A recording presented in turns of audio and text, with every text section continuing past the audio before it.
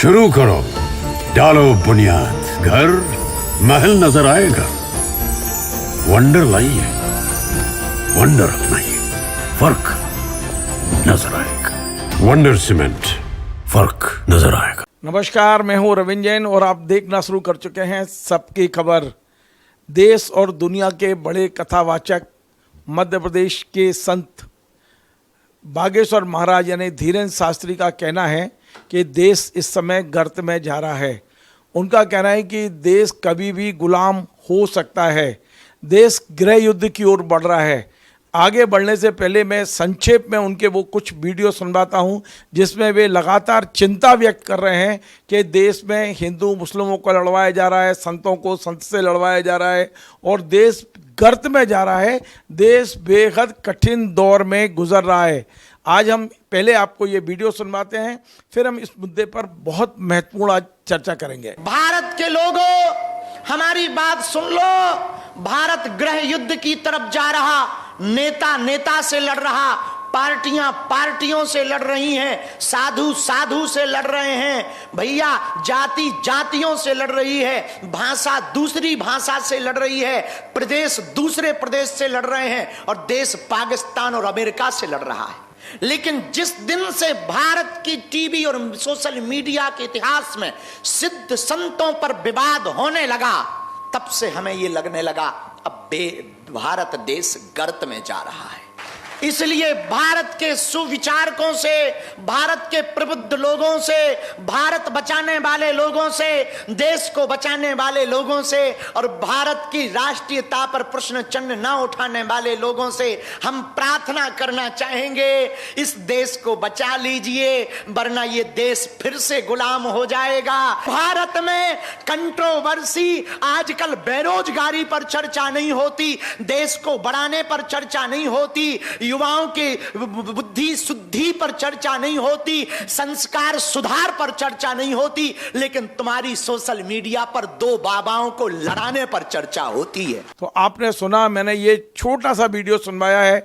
दरअसल बागेश्वर महाराज का एक लंबा वीडियो है जिसमें वे तमाम सारी बातें कह रहे हैं कि संत संत से लड़ रहे हैं, हिंदू हिंदू से लड़ रहे हैं, अब इसको देश को तत्काल नहीं बचाया तो ये देश गुलाम हो जाएगा, गृह युद्ध की स्थिति बन गई है। तो मैं आज समझता हूँ मध्य प्रदेश में भारतीय जनता पार्टी को बनाने वाले, गढ़ने वाले, भारतीय जनता पार्टी के संस्थापक सदस्य जो सांसद रहे हैं, विधायक रहे हैं, लंबे समय भारतीय जनता पार्टी कार्यालय मंत्री रहे हैं रघुनंदन शर्मा जी, उनसे समझते हैं कि ये जो कथावाचक हैं जो चिंता व्यक्त कर रहे हैं कि क्या वाकई देश गर्त में जा रहा है, क्या वाकई देश गृह युद्ध की स्थिति में पहुंच गया है, क्या देश वाकई गुलाम होने के नज़दीक पहुंच गया है। हम सीधे जुड़ते हैं रघुनंदन शर्मा जी से। रघु जी, आपका बहुत बहुत स्वागत है। मैंने आपको उनका एक लंबा बड़ा वीडियो भी सुनाया है, अभी मैंने दर्शकों को छोटा सुनाया है, और उसमें जिस तरह की वे चिंता व्यक्त कर रहे हैं, आप क्या सोचते हैं इस बारे में? मेरी और बागेश्वर जी की सोच में कोई भिन्नता नहीं है। वो अपनी चिंता व्यक्त कर रहे हैं इसलिए कि वो भारत माता के सपूत हैं, भारत के प्रति निष्ठा और उनकी देशभक्ति अविवादित है, इसलिए वो बोल रहे हैं। तो वो चिंता प्रकट हो रही है जो आने वाले वर्षों में हमारे सबके सामने, भारतीयों के सामने, भारतवासियों के सामने बहुत बड़ा संकट बन करके आने वाली है। आपको मालूम है कि हमारे यहाँ पिछले 70 वर्षों से जिस प्रकार की नीतियों का शासन की ओर से पालन करवाया गया और जारी की गई, वो अत्यंत भेदभावपूर्ण थी। उस भेदभाव ने भौगोलिक डेमोग्राफी को, जनसंख्या की डेमोग्राफी को बदल दिया है, पूरी तरह से बदल दिया है। अभी समाचार पत्रों में संभल का समाचार पुराना नहीं हुआ है, नया नया है। कभी वहाँ जो 41% से 51% जो लोग थे वो 11 और 21% के बीच में बचे हैं। किन्हीं तहसीलों में वो 11% रह गए हैं, कहीं कुछ तहसीलों में वो 21% बचे हैं। तो ये जो डेमोग्राफी बदल रही है ये केवल संभल की नहीं है, ये पूरे देश की डेमोग्राफी बदलने का काम चल रहा है। और इसलिए यदि धीरेन्द्र शास्त्री ने अपनी चिंता प्रकट की है, कम आयु में देश के हित का बड़ा सोच रखने वाला ये युवा निश्चित रूप से देश को बचाने के लिए अपनी बात और अपना प्रचार कर रहा है। रघु जी, पर इन हालात के लिए जिम्मेदार कौन है? 11 साल से तो सरकार उनकी है जो आपकी विचारधारा के लोग हैं। आपका कहना सही है। देखिए, जैसे ही स्वतंत्रता मिली, पाश्चात्य जितनी भी भारत की विरोधी शक्तियां थी वो दूसरे रूप में रूप बदल लिया, आवरण दूसरे ओढ़ लिए और उन्होंने तय कर लिया कि भारत को विश्व गुरु तक पहुंचने की जो इनकी कल्पना है या नारा है वहां हम पहुंचने नहीं देंगे, बीच में ही इनका वध कर देंगे। इतनी बड़ी प्लानिंग थी और उन सब शक्तियों ने मिलकर के पहले तो राजनीतिक दलों को घेरा। जो राजनीतिक दल स्वतंत्रता दिलाने के लिए बात करता था, जो 10 साल पहले तक जात न पात पर मोहर लगेगी हाथ पर बात करने वाले लोग थे, आज जात की बात कर रहे हैं, देश को बुरी तरह से जाति में बांटने का पुरजोर प्रयत्न कर रहे हैं। और ये जितने भी तथाकथित परंपरावादी कांग्रेस है, वो सब कांग्रेसी ये समझ नहीं पा रहे हैं कि उनका नेता ही कहीं न कहीं किडनैप हो गया है विदेशी शक्तियों के हाथों में, उसका ब्रेन वॉश कर दिया विदेशियों ने, और वो जिस दिशा में उस पार्टी को ले जा रहा है, ये पार्टी और इस पार्टी की अगुवाई में पीछे चलने वाली तथाकथित धर्मनिरपेक्ष राजनीतिक दलों की टोली, ये सब मिलकर के इस देश को परतंत्र बनाने में लगे हुए हैं। ये धीरेन्द्र शास्त्री ने जो कहा है बिल्कुल सही कहा है, मैं उसका पुरजोर समर्थन करता हूं। मैं हाँ, आप बताइए क्या कहना। मैं ये जानना चाहता हूं कि उन्होंने ये कहा है कि देश गृह युद्ध की ओर बढ़ रहा है। क्या वाकई आपको लगता है कि गृह युद्ध की स्थिति बन गई है? और यदि बन गई है तो फिर क्या वो सरकार जिम्मेदार नहीं है जो 11 साल से सत्ता में है? आपका कहना बिल्कुल सही है। पहले तो मैं उन परिस्थितियों की बात करना चाहूंगा और उन षड्यंत्रकारियों के षड्यंत्रों के बारे में कुछ बातें कहना चाहूंगा। और वो बातें इस प्रकार की है कि जिनको सोचने पर बाध्य होना पड़ेगा। उसके कई कारण हैं, उसमें से कुछ कारण या जिस तरह से वैचारिक दृष्टि से भारतीयों को गुमराह किया जा रहा है और गलत चिंतन, गलत विचार उनके गले उतारा जा रहा है, उनको समर्थक बनाया जा रहा है, उसकी कुछ झलक मैं आपको दिखाना चाहता हूं। और वो ये है कि देखिए, आरएसएस के बारे में ये पूरी ताकत से लोग लगे हैं जो विदेशी शक्तियों से प्रेरित हैं। आरएसएस आतंकवादी बन गया और ओसामा जी, हाफिज साहब और हुर्रियत ये सब शांति की शिखर पर पहुंच गए हैं। भारत माता की जय सांप्रदायिक हो गया और भारत तेरे टुकड़े करेंगे ये धर्मनिरपेक्षता का और फ्रीडम एक्सप्रेशन हो गया। अब फूट डालो राज करो नियम बन गया है और सबका साथ सबका विकास की बात करने वाले ये जो है वो जुमला बोल रहे हैं। ये सोच होता जा रहा है तथाकथित उनके साथ बुद्धिजीवी बनकर के साथ देने वाले लोगों का भी। ये एक दो बातें नहीं है, ऐसे अनेक उदाहरण हैं। सैनिकों के हत्यारे और पत्थर बरसाने वाले आंदोलनकारी बन गए और सेना और मानवाधिकार की बात करने वाले जो हैं वो मानवाधिकार के उल्लंघन करने वाले हो गए। टुकड़े टुकड़े गैंग जो देशभक्त बन गया और देशभक्त ब्रांडेड कट्टर आतंकवादी कहलाए जाने लगे। ये जो चिंतन की दिशा विदेशी ताकतों के द्वारा मोड़ी गई है और भारतीय विदेश जितने राजनीतिक दल हैं उस विदेशी शक्तियों के सोच के चक्कर में फंस गए हैं, जाल में फंस गए हैं। उस जाल से उनको निकालना आसान नहीं है और इसलिए ये खतरा बढ़ता जा रहा है। और उस खतरे को जो पहले तो वामपंथी हम कहते थे, ये सब जो माहौल बन रहा है, तो आपको लगता है कि देश कमजोर हाथों में इसलिए ये बन रहा है? यदि देश मजबूत हाथों में है तो 11 साल कम नहीं होते हैं। 11 साल से सत्ता में आप हैं, आपकी सरकार है, आपके नेता हैं, उसके बाद भी आप आरोप लगा रहे हैं विपक्ष पे। देखिए, इन 11 वर्षों में बहुत सारे परिवर्तन हुए हैं और इतने कानून बनाने का प्रयत्न हुआ है कि जितने पाप की गठरियां थी उसमें एक दो गठरियां ही धो पाए हैं।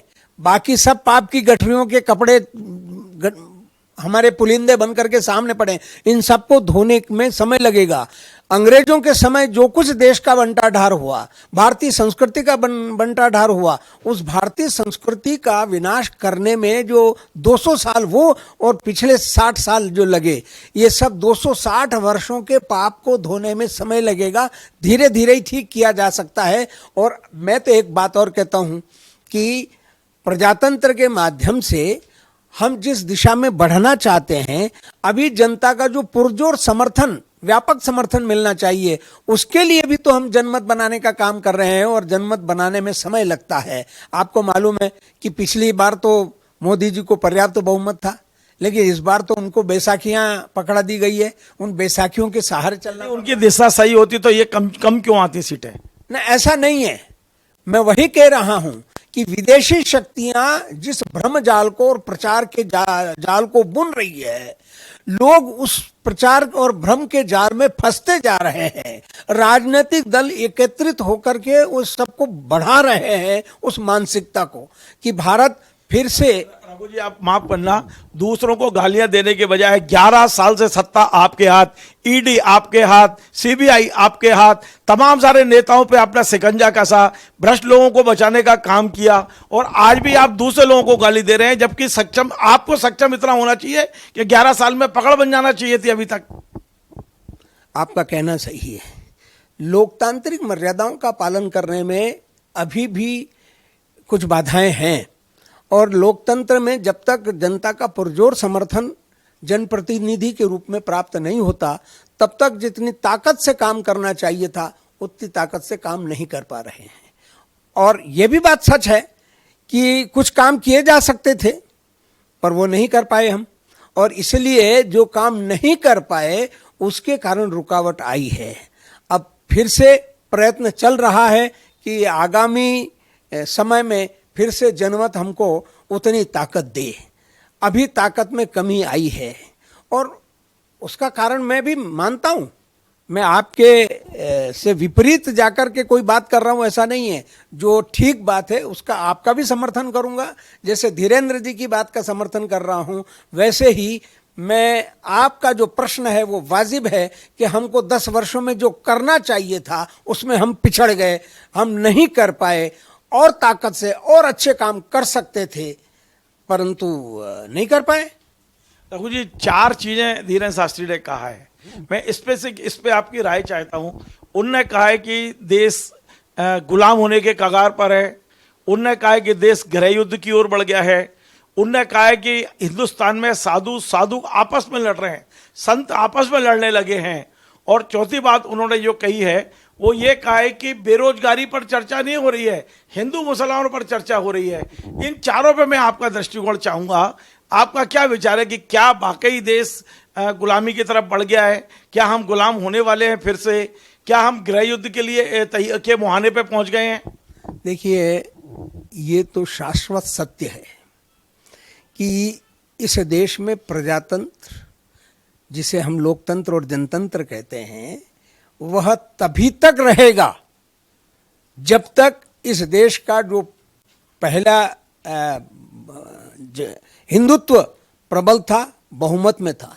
जैसे ही हिंदू अल्पमत में आ जाएंगे, वैसे ही न तो यहाँ पर प्रजातंत्र रहेगा, न धर्मनिरपेक्षता रहेगी, न ये सारी चीज़ें रहने वाली है जिनका झंडा लेकर के कई राजनीतिक दल अपनी रोटियां सेक रहे हैं।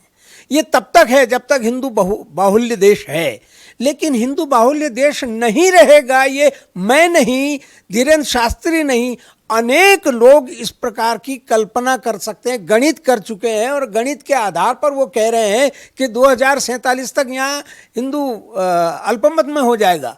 और जैसे ही हिंदू अल्पमत में हुआ, न आपके यहाँ स्वतंत्रता रहेगी, न लोकतंत्र रहेगा, न प्रजातंत्र, न धर्मनिरपेक्षता, न समानता, ये सारी बातें बेमानी हो जाएगी।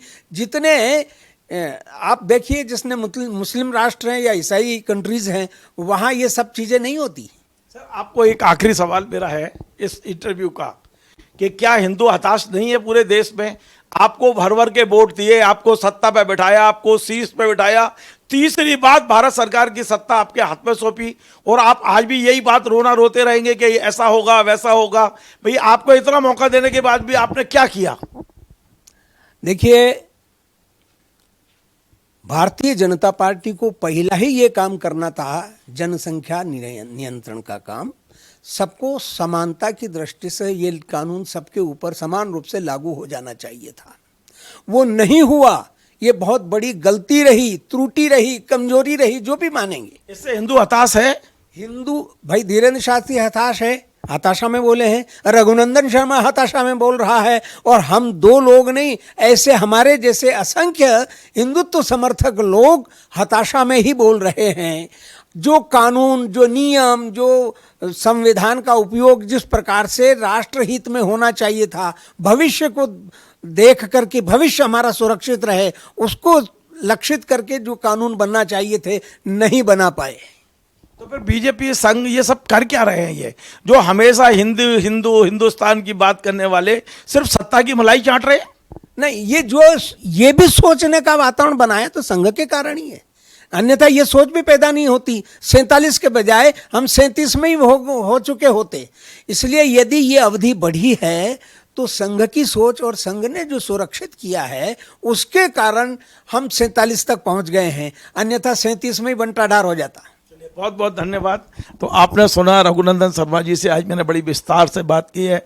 दरअसल कथावाचक बागेश्वर जो धीरेन्द्र शास्त्री जी हैं, उनका कहना है कि देश गुलामी की ओर बढ़ चुका है, हम गृह युद्ध की ओर बढ़ रहे हैं। और बड़ी बात यह है कि भारतीय जनता पार्टी के संस्थापक रघुजी इन तमाम सारी बातों का समर्थन कर रहे हैं, और वो कह रहे हैं कि इस समय हम देश के हालातों से बहुत हताश और निराश है। भारतीय जनता पार्टी की सरकार तीसरी बार सत्ता में आने के बाद भी जो कदम सख्ती से उठाए जाने थे वो नहीं उठे हैं। बड़े स्पष्ट साफ शब्दों में रघु जी इस बात को स्वीकार कर रहे हैं कि जो करना चाहिए था वो नहीं किया गया है। अभी भी टाइम है, यदि वे करना चाहे तो आगे बढ़ सकते हैं, क्योंकि देश इस समय अल्पसंख्यक जो हैं अब बहुसंख्यक की ओर बढ़ रहे हैं, तो देश निश्चित तौर पर जो एक लोकतंत्र है, प्रजातंत्र है, वो खतरे में जरूर है। आपको हमारा ये कार्यक्रम पसंद आए तो आप इसे शेयर करें, लाइक करें, कमेंट करें। आपसे बार बार निवेदन, हमारे इस चैनल को सब्सक्राइब अवश्य करें। धन्यवाद। Join the next be the best, Bundelkhand का सबसे विशाल और आधुनिक विश्वविद्यालय ज्ञानवीर यूनिवर्सिटी। ये सिर्फ एक यूनिवर्सिटी नहीं, ये है आपके सपनों का लॉन्च पैड। यहाँ मिले आपको smart classrooms, modern campus, updated labs और एक्सपीरियंस्ड फैकल्टी। हर स्टूडेंट को मिलता है कॉन्फिडेंस, ग्रोथ और एक ब्राइट करियर का प्रॉमिस। नए सेशन के लिए एडमिशन ओपन है, तो इंतजार कैसा? आज ही कांटेक्ट कीजिए।